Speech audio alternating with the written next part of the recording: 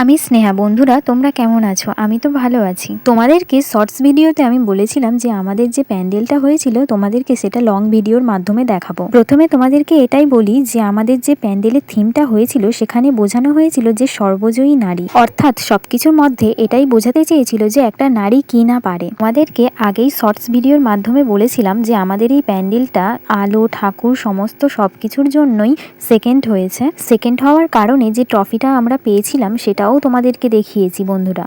আর এই ভিডিওটা যদি তোমাদের ভালো লেগে থাকে কমেন্টে অবশ্যই জানিও। ঠাকুর, লাইটিং, সেকেন্ড ট্রফি সবকিছু মিলিয়ে টুকটাক একটু আধটু করে তোমাদেরকে অনেক কিছুই দেখিয়েছি, কিন্তু পুরো ভিডিওটা তোমাদেরকে দেখানো হয়নি। এই দেখো বন্ধুরা, কিউট সরস্বতী মা, যেটা তোমাদেরকে আগেও আমি দেখিয়েছি। আর এই এত বড় গ্রামের মধ্যে আমাদের পাড়া প্রতি বছর কিছু না কিছু একটা হয়। তোমরা নিশ্চয়ই দেখতেই পাচ্ছ যে কত ট্রফি পাশে রাখা। আর প্রতি বছর সরস্বতী পুজোতে ফার্স্ট, সেকেন্ড, থার্ড বা সান্ত্বনা পুরস্কারের জন্য এই ট্রফিগুলো পেয়েছে। আর মিষ্টি মায়ের সামনে যে বড় মতো ট্রফিটা রাখা, এবছর সেটা সেকেন্ড হওয়ার কারণে ওই ট্রফিটা পেয়েছে। সত্যি কথা বলতে গেলে আমার দিক থেকে আমি বলবো যে ঠাকুরটা তো আমার ভীষণ ভালো লেগেছিল।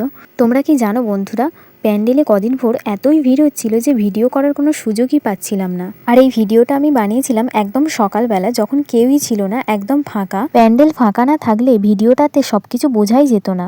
বন্ধুরা, তোমরা সবাই আমার পাশে থেকো এবং চ্যানেলটাকে সাবস্ক্রাইব করে যেও। সরস্বতী পুজোর প্রায় এক সপ্তাহ আগে থেকে অনেক কিছুই তোমাদেরকে দেখিয়েছি বন্ধুরা। আমি এই কামনাই করি মা তোমাদেরকে সুস্থ রাখুক, ভালো রাখুক। তোমরা সকলে আমাকে সাপোর্ট করো এবং ভিডিওটা ভালো লাগলে একটা লাইক করে যেও।